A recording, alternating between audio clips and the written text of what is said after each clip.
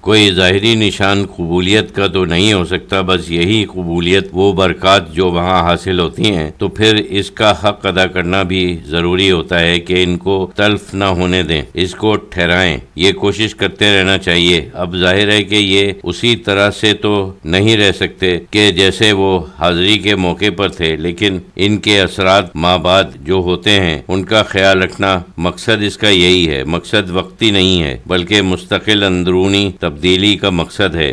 بروز اتوار مورخہ 30 اپریل 1972۔ حضرت شہید اللہ فریدی رحمۃ اللہ علیہ نے فرمایا کہ ایک صاحب کا خط آیا ہے، اس میں انہوں نے اپنی گھریلو زندگی کی پریشانی کی بابت لکھا ہے، اور لکھا ہے کہ بڑا ٹینشن ہے۔ اس سلسلے میں حضرت صاحب رحمۃ اللہ علیہ نے فرمایا کہ زیادہ تر پریشانیاں انسان کی خود پیدا کردہ ہوتی ہیں، وہ اپنی خواہشات کو بہت زیادہ بڑھا لیتا ہے، جب پوری نہ ہونے پر پریشان ہوتا ہے، اور اس کا اثر گھریلو زندگی پر پڑتا ہے۔ بعض لوگ اس کا غصہ بھی بیوی بچوں پر اتارتے ہیں۔ انسان کو چاہیے کہ جو کچھ اس کو ملا ہوا ہے اس پر اللہ کا شکر ادا کرے، اس کی زندگی کی نعمت، پھر صحت کی نعمت، دولت اور روزگار کی نعمت، اور سب سے بڑی نعمت تو اسلام ہے۔ سب سے بڑی نعمت جو ہے وہ نعمت ایمان ہے، اس کے لیے ہم کبھی اس کا شکر ادا نہیں کر سکتے۔ یہ اتنی بڑی چیز ہے کہ ساری عمر اگر ہم مصیبت میں بھی گزار دیں، لیکن ایمان ہے ایسی نعمت ہے کہ اس کا ہم کبھی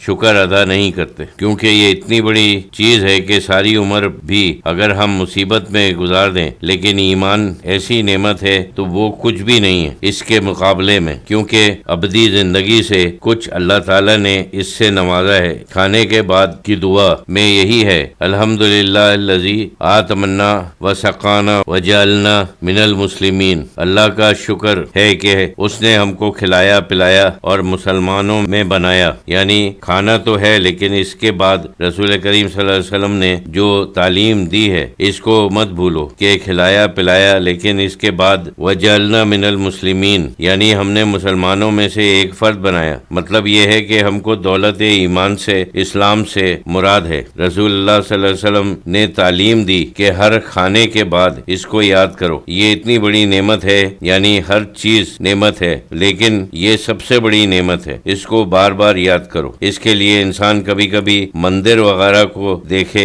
یہ لوگ کیسے اندر جا رہے ہیں، کیا قسم قسم کے رسوم کر رہے ہیں، یہ بھی عبرت کی چیز ہے۔ نعمت کی قدر کرنے کے لیے اس کا عکس یعنی اپوزٹ دیکھا جائے، پھر وہ حدیث سمجھ میں آئے گی کہ ان لوگوں کو دیکھو جو تم سے بدتر حالت میں ہیں، ان لوگوں کو بھی دیکھنا چاہیے اور عبرت حاصل کرنا چاہیے جو نعمت اسلام سے محروم ہے۔ قرآن میں ہے افلا یدبر القرآن، یعنی قرآن کے اوپر تدبر یعنی فکر کرو، یعنی غور و فکر کرو۔ اس لیے معلوم ہوتا ہے کہ قرآن پڑھنا، حالانکہ یہ تو ضرور ہے، ایک ثواب تو ہوتا ہے پڑھنا بغیر معنی کے بھی، یہ بھی حدیث سے ثابت ہے، لیکن اس کے معنی یہ ہے کہ اللہ نے حکم دیا کہ صرف پڑھنے کا اور نہ صرف سمجھنے کا بلکہ غور و فکر کرنے کا، یعنی صرف سمجھ کر پڑھنا بھی کافی نہیں ہے بلکہ تدبر کرو، اس کے اوپر غور کرنا چاہیے کہ کیا ہے اور ہم سے اس سلسلے میں کیا کہا جا رہا ہے اور ہم اس معیار پر کیسے پورے اتریں گے۔ یہ سب چیزیں تو قرآن میں ہیں۔ انسان اگر قرآن اور رسول اللہ صلی اللہ علیہ وسلم کی حدیث پڑھے، یہ سب چیزیں اور بزرگوں کے اقوال میں وہی چیزیں ہیں، سب چیزیں دوسرے الفاظ میں کہ ان کے ملفوظات، یہ سب وہی باتیں ہیں۔